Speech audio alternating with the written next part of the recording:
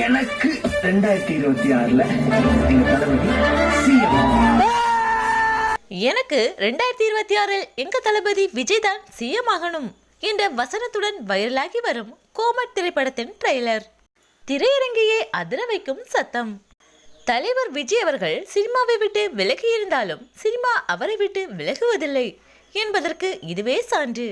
Daniel Kirubakaran இயக்கத்தில் அவரே இயக்கி நடிக்கும் திரைப்படம் தான் கோமட்.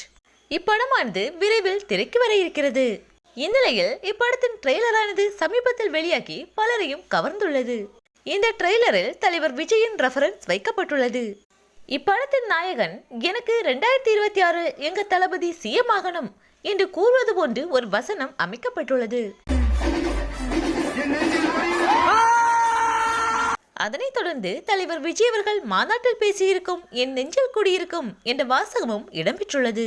அரசியலிலும் சரி சினிமாவிலும் சரி தலைவர் விஜய் இல்லாமல் எதுவுமே நடக்காது. அந்த அளவிற்கு அனைத்து இல்லங்களிலும் தலைவர் விஜய் நீங்காது இடம் பிடித்துள்ளார். வரும் 4ஆம் தேதி தலைவர் விஜயின் தமிழக வெற்றி கழகம் பெரும்பான்மையுடன் வெற்றி பெறும்.